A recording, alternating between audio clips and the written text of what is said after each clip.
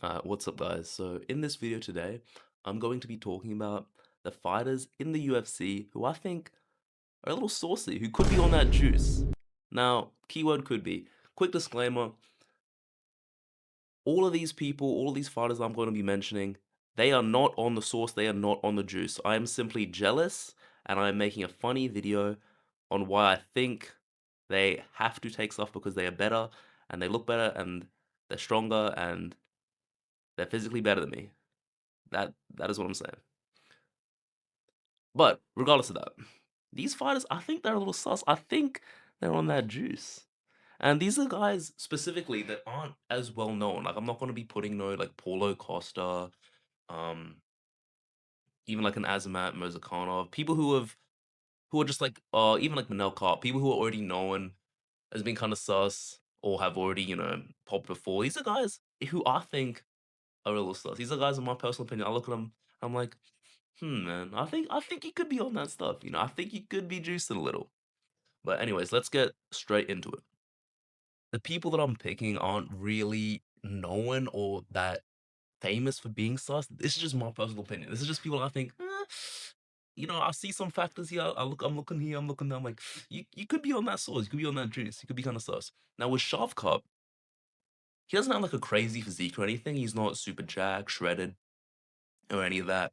But he's super durable. He just looks dense. You know what I mean? Like he's not shredded or anything, but he just looks hard. He just looks big boned. But that could just be nice. He just looks like a big boned, like dense guy. Like you look like you hit him and it hurts your hand. You know what I mean? Like compared to Ian Gary. Ian Gary looks soft. You know what I mean? You know what I mean?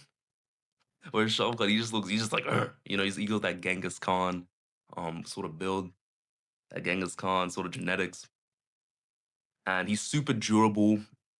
He has an iron chin. He has great cardio, like pretty good cardio, which we saw in the fight with Ian Gary. And the thing with Shavkat and a lot of these guys is Shavkat trains. I'm pretty sure most of the time he trains out in Kazakhstan, with like Asur Mabayev and all the other like Kazakhstan fighters who live out there. And I don't think they're getting tested out there. Like I know the thing with the testing is anytime, anywhere they can test you, but I don't think they're coming out to Kazakhstan to test, man. I think, especially a lot of Soviet countries, we know there's a history of Soviets and doping and stuff like that. I mean, they got banned, not Soviets in general, but those sort of countries, those countries in and around that region. We know Russia got banned from the Olympics, for widespread like state-sponsored doping, and that leads me to believe that there is a chance, maybe better than like 50-50 chance that Shavkat could be on that sauce, man. He could be, he could be juicing a little. Also, one more thing I wanted to add with Shavkat. This dude is Santa Claus. He sits out for like whole years. And granted, those are because he's injured. That's not to take that away from him. But even so, you think from the injuries he's not taking stuff to recover from the injuries, which is again, I think it's completely fair for, the athletes in UFC, especially UFC fighters, to be able to take stuff in order to recover. And I think it's more of a positive for their bodies than a negative. You think he ain't taking stuff to recover from these injuries, man? He ain't taking no peptides, none of that, you know what I'm saying? I think he probably is. He probably is out in Kazakhstan, man, when he's sitting out for entire years. But anyways, on to the next guy. Alright, so number two. Number two on who I think is a little sus. I suspect you could be on the stuff. We got DDP. Now, man, I love DDP, man. It sucked to see him lose against Hamzat. But in that fight, yes, he got dominated. Yes, he got dominated. But he didn't get broken. He was in the fight the whole time. He nearly got a sub at the end of the fifth, I'm pretty sure. Or might have been the end of the fourth. I'm pretty sure it was the fifth. Like right at the end of the fight, he nearly got a sub. He was in it the whole time. Like, yeah, he was basically pinned to the whole fight. And obviously, him being in it is partly because Hamza was doing no damage. He was just laying on him. You know, most boring fight of the year.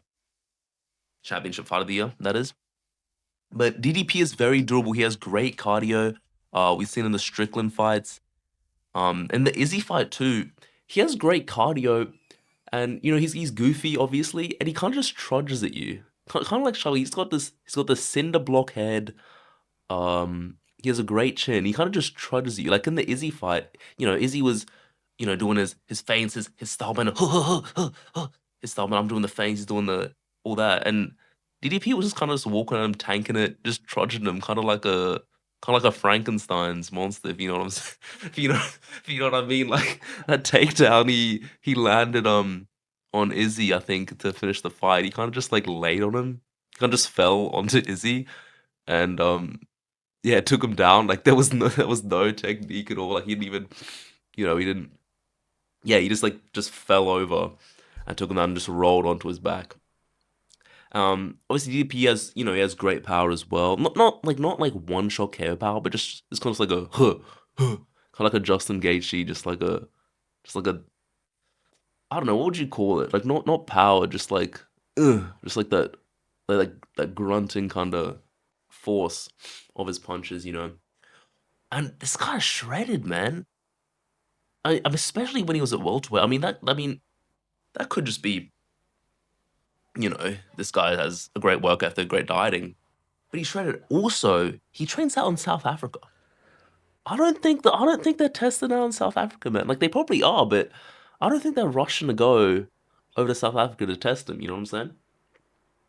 And also, we haven't heard from this guy after the Hamzat fight. I think I've seen, like, one interview with him, and that's it. And actually, one interview and the, like, promo, actually the really good video that the UFC, put out that was like a crypto ad. They locked it and made the most cinematic, um like, promotional of a loss. I don't know what it was. It was an ad, but it was really good, that the UFC posted that, and yeah, it was really cool. And that's all I've heard from, DDP since then. So, I don't know, man. He might be, out in Wakanda or something getting that Black Panther juice or whatever. But, yeah, DDP, he's number 2 for who I think is kinda sus. I got my eye on you, DDP. I got my eye on you, man.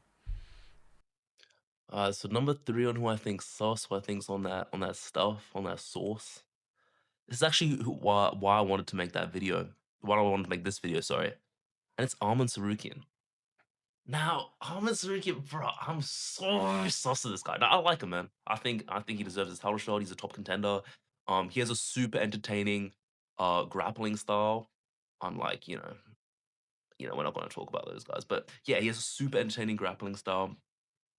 I love this guy, man. This is why I think he's sus. Now, he's got the whole Batman persona, we know his family has money. You think Batman, if Batman IRL was like a thing, you think Batman wouldn't be taking that stuff? He would. Batman would be taking everything in the book to recover. He'd be making his own stuff. He'd have his own pharmacy, like in the Batcave, making stuff, producing stuff. He'd be taking everything in the book to help him recover, to help him get strong. He'd just be taking like monster dose. Also, because Batman's human. Think about it that way. Batman's human. He don't got no superpowers. He has to. He's probably taken stuff, so much stuff, to get onto the level of those superheroes. So Armin as well.